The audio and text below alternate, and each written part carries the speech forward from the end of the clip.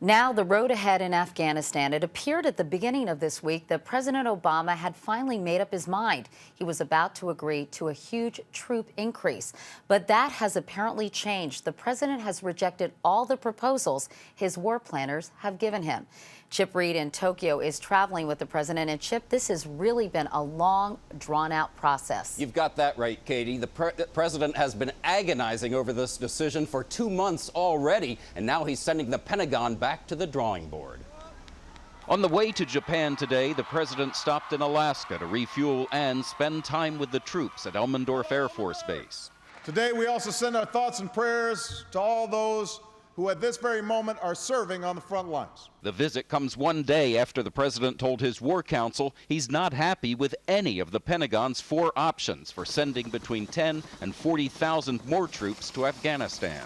Sources say the president is especially concerned that the options fail to include an exit strategy and a timeline for turning over control to Afghan forces, fail to make clear the U.S. commitment is not open-ended, and fail to address mounting questions about the credibility of the Afghan government and President Hamid Karzai. Concerns about Karzai took on new importance with reports that General Carl Eikenberry, the U.S. ambassador to Afghanistan, has expressed deep concern about sending more troops until Karzai shows he'll fight the corruption now crippling the Afghan government.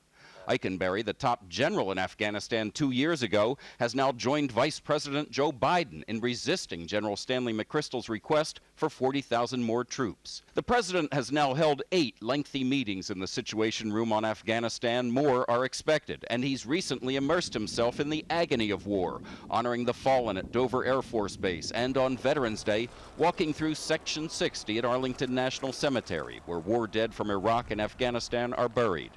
That the president is so thoroughly researching such a critical decision is a good thing, according to CBS News national security consultant Juan Zarate. But there's great danger, he says, if it looks like uncertainty. It's the body language of indecision, or the perception of indecision, that may matter more in some ways. Matters in terms of how our allies view our sense of resolve in Afghanistan, how our enemies perceive our willingness to have backbone in whatever decision is made.